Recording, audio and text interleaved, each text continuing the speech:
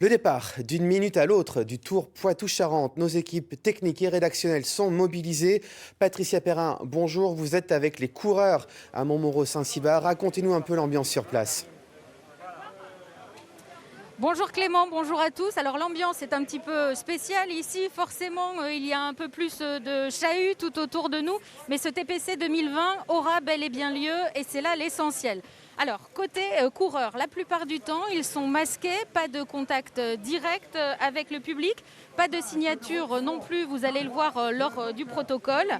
Le public, lui, a le droit d'être présent dans le village et autour de la ligne de départ, mais il doit être masqué. Les selfies avec les coureurs sont interdits. Ils sont quand même là, ils ont quand même répondu présent pour encourager tous ces cyclistes. Donc une bonne nouvelle hier soir côté course, puisqu'on a appris qu'Arnaud Desmar, le tout récent champion de France, serait bel et bien présent. Il est l'un des grands favoris de ce TPC 2020. On voit tout ça avec Freddy Vetto. Champion de France dimanche, vice-champion d'Europe hier, vainqueur du Tour de Wallonie et de Milan-Turin cet été, Arnaud Desmar est la principale tête d'affiche du Tour du Poitou-Charentes 2020. Lauréat de l'épreuve en 2018, après avoir remporté toutes les étapes, le sprinter sera le leader d'une solide équipe Groupama FDJ, composée du champion de France du contre-la-montre 2019, Benjamin Thomas, et de Miles Scottson, 4e du TPC l'an dernier. Face à eux, un impressionnant contingent de rouleurs français.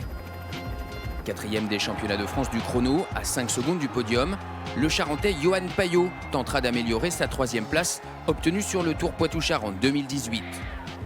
Même ambition pour Thibaut Guernalec. Le champion de France Espoir 2019 du contre-la-montre est de retour sur les routes régionales, après sa 10e place l'an passé. Autre prétendant à la succession de Christophe Laporte, absent cette année, ses coéquipiers de Cofidis, Stéphane Rossetto et l'Allemand Marco Matisse. Un duo à suivre également chez AG2R La Mondiale, Alexis Goujard, 6e de la dernière édition du TPC, et Sylvain Dillier, 2e de Paris-Roubaix 2018. Le Suisse fait partie des meilleurs coureurs étrangers au départ de l'épreuve. Joseph Roskopf, vainqueur du Tour du Limousin 2016 pour l'équipe CCC, Jan Garrison de la formation des Koenig Quick-Step, ou encore le Danois Rasmus Christian Kouaadeu pourraient tirer leur épingle du jeu. Le public appréciera également le retour de Niki Terpstra. 3e l'an dernier, le coureur de Total Direct Energy a repris la compétition 2 mois après une grave chute à l'entraînement.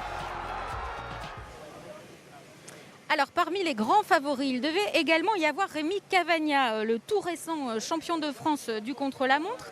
C'était l'un des favoris, nous l'avions rencontré hier, il était à l'hôtel déjà à Angoulême.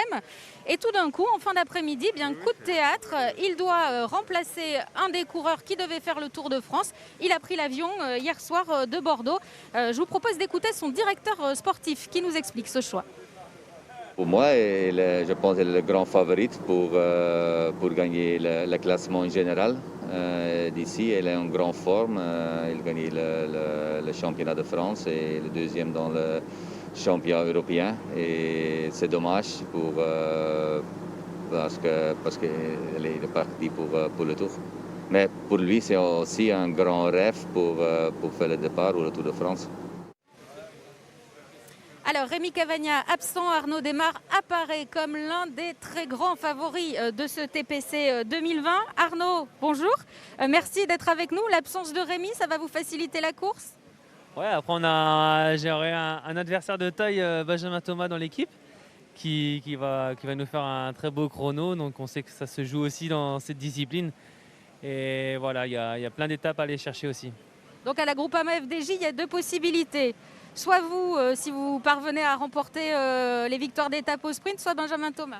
Exactement. Ok, comment ça va? Parce qu'on l'a vu, vous avez fait, on va voir quelques images hier, 2e du championnat d'Europe en Bretagne. Vous êtes arrivé dans la soirée en voiture, vous n'êtes pas trop fatigué? C'est le jeu, on sait que c'est une période assez délicate pour tout le monde. Voilà, on enchaîne pas mal les courses. Donc voilà, je pense que je vais avoir mal aux pattes les premiers kilomètres, mais ça va aller de mieux en mieux. Ouais. Et quand on enchaîne comme ça des bons résultats, on a pas mal aux jambes? Non, c'est sûr que ça aide, le fait de lever les bras, voilà, psychologiquement, on se dit qu'on a quand même un peu moins mal. Ouais. Donc en 2018, vous aviez gagné ce TPC avec 5 victoires d'étape. Donc toutes les victoires, ça va être difficile de faire aussi bien. Ah bah non, ça sera même impossible de faire aussi bien.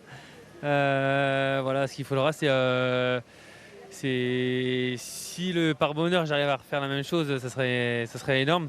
Mais voilà, on va y aller étape par étape avec humilité. Il y a un beau plateau et voilà, faut pas oublier nos adversaires. Merci beaucoup Arnaud et bon courage donc pour cette première étape entre Montmoreau et Royan, une étape très très longue, 199 km 900 que nous détaille Nathan Wildy.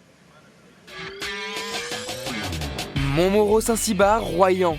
La première étape du Tour du Poitou-Charentes en Nouvelle-Aquitaine est la plus longue de l'épreuve. 199 km 900 des terres charentaises vers l'océan Atlantique. Après un passage à Aubeterre-sur-Dronne, les coureurs feront cap à l'ouest en direction de l'estuaire de la Gironde. Les 6 difficultés du parcours, dont 3 à moins de 45 km de l'arrivée, pourraient permettre aux baroudeurs de fausser compagnie au peloton. Dans le cas contraire, les sprinteurs se joueront la victoire place Foch au bout d'une ligne droite de 2 km 200, arrivée à Royan prévue un peu avant 17h. Voilà, c'est donc le soulagement ici à Montmoreau. Vous voyez, on donne le départ. Messieurs, c'est désormais à vous de jouer.